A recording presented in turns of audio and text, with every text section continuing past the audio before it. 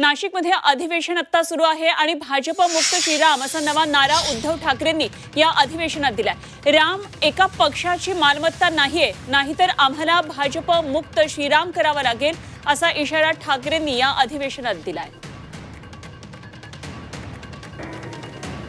शेवटी त्या औरंगजेबाला सुद्धा महाराष्ट्राने मूठ माती दिली, हा सुद्धा इतिहासच आहे आणि हे सत्य आहे। म्हणजे जो महाराष्ट्राच्या वरती आला त्याला महाराष्ट्राने मूठ माती दिलेली। अफजल खान आला त्याला सुद्धा मूठ माती दिली, औरंगजेब आला त्याला सुद्धा मूठ माती दिली। आणि आता हे जे म्हणतात रामाचे सगळे पुजारी, चांगली गोष्ट आहे। प्रभू श्रीरामचंद्र हे कोणत्याही एका व्यक्तीची किंवा एका पक्षाची मालमत्ता नाही। आणि जर तशी तुम्ही करत असाल तर आम्हाला सुद्धा भाजप मुक्त प्रभु श्रीराम करावा लागेल।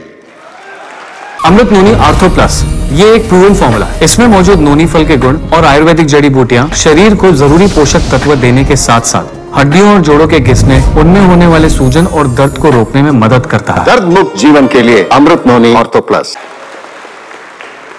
भाजप मुक्त श्रीराम, नुसतं जय श्रीराम नाही, भाजप मुक्त जय श्रीराम। आता नवीन नारा उद्धव ठाकरेंनी दिलेला आहे आणि भाजपवर घणाघात केलेला आहे। भाजप मुक्त जय श्रीराम असा हा नारा उद्धव ठाकरेंनी दिलाय। नाशिकमध्ये अधिवेशन उद्धव ठाकरे गटाचं सुरू आहे आणि आजपासून लोकसभेच्या निवडणुकीचा एक प्रकारे रणशिंग उद्धव ठाकरे यांनी फुंकलेला आहे। आज संध्याकाळी जाहीर सभा उद्धव ठाकरे घेणार आहेत, त्यापूर्वी हे अधिवेशन सुरू आहे।